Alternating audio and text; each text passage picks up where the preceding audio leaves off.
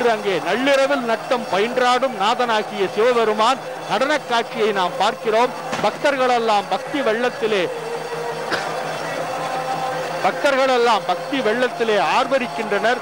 நமச்சிவாய வாழ்க, நாதன் தாழ்வாழ்க என்று, அண்ணாமலைக்கு அரோகரா என்று அனைவரும் அந்த கார்த்திகை தீப பெருநாளை கண்டு களிப்பதற்காக ஆவலோடு குழுமி இருக்கிறார்கள். இப்பொழுது வர்ணனையை டாக்டர் சுதா சேஷன் அவர்கள் தொடர்வார். அர்த்தநாரீஸ்வர பெருமான் ஆடிக்கொண்டே வர, அதே சமயத்தில் மலை தீபம் அங்கே ஏற்றப்பட, அந்த மலை தீபம் ஏற்றப்பட்ட திருவேளையிலேயே திருக்காட்சி மண்டபத்திற்கு முன்னர், கம்பத்தடி மண்டபத்திற்கு முன்னர் நெய் கொப்பரையிலே திருக்கோயில் வளாகத்து தீபமும் ஏற்றப்பட்டு கொண்டிருக்கிறது. இதோ காணுகிறோம், மலை தீபம் ஏற்றப்படுகிறது. பர்வதராஜ குல பெருமக்கள் மலை தீபத்தை ஏற்ற அதே நொடியில் கீழே திருக்கோயில் வளாகத்திலேயும் தீபம் ஏற்றப்பட, எல்லா இடங்களிலேயும் வான வேடிக்கை அர்த்தநாரீஸ்வரராக, தீப ஜோதியாக, தீப மங்கள நமோ நமோ என்று அந்த இறைவன் திருக்காட்சி தந்து விட்டார். எங்களுடைய கண்களெல்லாம், எங்களுடைய உள்ளமெல்லாம் நிறையும்படியாக அந்த இறைவன் திருக்காட்சி தந்து விட்டார். எத்தனை கோடி புண்ணியம் நாம் செய்திருந்தால், எத்தனை ஜன்மங்களில் புண்ணியம் செய்திருந்தால், எங்களுடைய முன்னோர்கள் எவ்வளவு புண்ணியம் செய்திருந்தால் இப்படி ஒரு திருக்காட்சியை நாங்கள் காண்போம் என்கிற பக்தி புலகாங்கதத்தில் மக்கள் எல்லாம் ஓடி ஓடி கண்ணார கண்டு நெஞ்சார கண்டு அந்த இறைவனை தரிசித்துக் கொண்டிருக்க, மலை தீபம் ஏற்றப்பட்டு விட்டது. சர்வாலய அண்ணாமலையார் தீபம் ஏற்றப்பட, அதே நேரத்தில் அதோ பார்க்கிறோம், அங்கே அர்த்தநாரீஸ்வர பெருமான் ஆடிக்கொண்டே தம்முடைய திருச்சன்னதிக்குள் மீண்டும் சென்றுவிட, கோயில் வளாகத்திற்குள்ளேயும் திருக்காட்சி மண்டபத்திற்கு எதிராக இருக்கக்கூடிய, கருவறைக்கு எதிராக இருக்கக்கூடிய தீபமும் ஏற்றப்பட்டு எல்லா இடங்களிலேயும் இப்போது தீபம் பொலிகிறது. மற்ற கோயில்களிலே கூட இந்த தீபம் ஏற்றப்பட்ட பின்னர் உடனடியாக தீபங்கள் ஏற்றப்பட, ஜகஜ்வால்யமாக அண்ணாமலையார் திருக்கோயில் ஜொலித்துக் கொண்டிருக்கிறது. இந்த திருக்கோயிலுக்கு ஒரு மிகப்பெரிய சிறப்பு உண்டு. இந்த மலைக்கு ஒரு மிகப்பெரிய சிறப்பு உண்டு.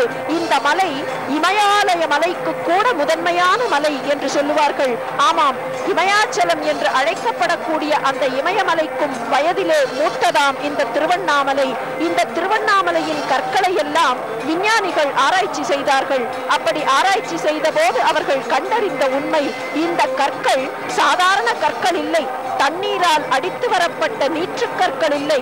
இவையெல்லாம் நெருப்பு குளிர்ந்து குளிர்ந்து அதனால் குளிர்ந்து போன பாறை கற்கள், இக்னியஸ் ராக்ஸ் என்று கண்டுபிடித்தார்கள். எனவேதான் இறைவன் இங்கே ஜோதி ஸ்வரூபமாக ஆதியில் தோன்றி, ஆதியும் அந்தமும் இல்லாத அந்த அருட்பெரும் ஜோதி இப்போது கல் மலையாக நமக்கு காட்சி தந்து, அந்த கல் மலையிலே மீண்டும் அந்த ஜோதி ஸ்வரூபத்தை நமக்கு காட்ட வேண்டும் என்பதற்காக, பக்தர்களுக்கு அந்த அருள் வெள்ளத்தை தர வேண்டும் என்பதற்காக கார்த்திகை விளக்கீட்டு திருநாளில் பேரொளியாக காட்சி தருகிறது. மலை தீபத்தை இப்போது நாம் மீண்டும் கண்ணார தரிசிக்கிறோம். அந்த கொப்பரையில் ஏற்றப்பட்டிருக்கக்கூடிய அவ்வளவு பெரிய தீபம், இந்த தீபம் 35 கிலோமீட்டர் தொலைவுக்கு காட்சி தருமாம். எங்கிருந்து பார்த்தாலும் 35 கிலோமீட்டர் தொலைவிலே இருக்கக்கூடியவர்கள் பார்த்தால் கூட இந்த திருவண்ணாமலை மலை தீபம் காட்சி தரும் என்று சொல்லுவார்கள். இந்த தீபம் ஏற்றப்பட்ட நிலையில் தான் மற்ற கோயில்களிலேயும் இப்போது தீபங்கள் ஏற்றப்பட்டுக் கொண்டிருக்கின்றன. இந்த நாளில் சொக்கப்பனை என்று ஏற்றுவார்கள். கிராமப்புறங்களில் வாழ்ந்தவர்களுக்கு தெரியும் சொக்கப்பனை ஏற்றுவது என்று குறிப்பிடுவார்கள். அது என்ன தெரியுமா? சொக்கப்பனை, சொக்கன் என்றால் சிவன், சொக்கம் என்றால் தூய்மையான என்று பொருள். சொக்கன் தங்கம் என்று சொல்லுவோம். தங்கம் தூய்மையானது என்றால் அது சொக்கன் தங்கம். அப்படி தூய்மையானவனாக இருக்கக்கூடிய பரம்பொருள் சொக்கேசனாக காட்சி கொடுத்தால், அந்த சொக்கனாக இருக்கக்கூடியவனுக்கு ஜோதி ஸ்வரூபமாக அக்னியாக விளங்கக்கூடியவனுக்கு பனை விளக்கேற்றுவது. சாதாரணமாக கிராமங்களில் பனை மரம் தான் உயரமாக இருக்கும். எனவே ஒரு பனை மரத்தை வெட்டி கொண்டு வந்து வைத்து அந்த பனை மரத்தின் உச்சியிலே விளக்கேற்றுவார்கள். அதுதான் சொக்கனுக்கு ஏற்றப்படுகிற பனை, சொக்கப்பனை என்று பெயர். இதோ மிக அற்புதமாக பேரொளி காட்டி விளங்குகிறது திருக்கோயில் தீபம். அதே நேரத்தில் மலை தீபமும் பேரொளி காட்டுகிறது. இந்த தீப தரிசன திருவிழாவின் ஐதீகத்தை தான் இப்போது இந்த வேளையில், நல்ல வேளையில், இந்த திருக்கோயிலே தீபமாக ஒளிவிடக்கூடிய இந்த நல்ல வேளையில் நினைத்து பார்க்கிறோம். உள்ளத்திற்குள்ளே இருக்கக்கூடிய இருட்டை போக்கடிக்கக்கூடியதுதான் இந்த ஞான வெளிச்சம். இறைவன் நமக்கு எதை கொடுக்கிறார்? உள்ளத்திற்குள்ளே எப்போதும் வெளிச்சமாக இருக்கக்கூடிய அந்த ஞான தீபத்தை நெஞ்சத்திற்குள்ளே ஏற்றி வைக்கிறார். அப்படி ஏற்றி வைக்கிறார் என்பதை காட்டுவதற்குத்தான் இந்த தீப திருநாள் கொண்டாடப்படுகிறது.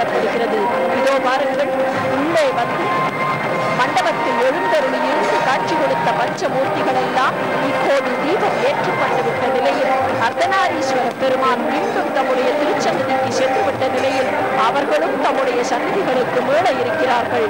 அதற்கு முன்னதாக திருக்கோயில் வளாகத்திலேயே வீதி உலா சென்று அந்த வீதி உலாவிலே இருந்து மீண்டு சன்னதிக்கு அவர்கள் செல்லுவார்கள்.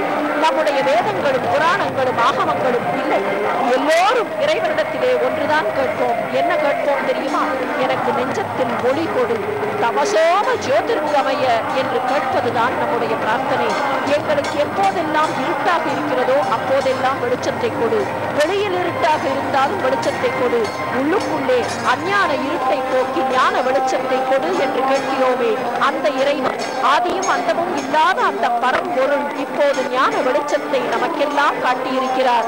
அந்த ஞான வெளிச்சம் திருவண்ணாமலை மலை மீது ஞான தீபமாக ஒளி கூட்டிக் கொண்டிருக்க, இன்னொரு பக்கத்தில் அண்ணாமலையான் திருக்கோயிலில் ஞான தீபம் ஒளி கூட்டிக் கொண்டிருக்க, அந்த ஞான வெளிச்சம் நெஞ்சமெல்லாம் நிறைய, ஆன்மாவெல்லாம் நிறைய மீண்டும் நிலையம் திரும்புகிறோம். திருவண்ணாமலையானின் அருள் எல்லோருக்கும் எப்போதும் கிட்டுவதாக என்கிற பிரார்த்தனையோடு நிலையம் திரும்புகிறோம்.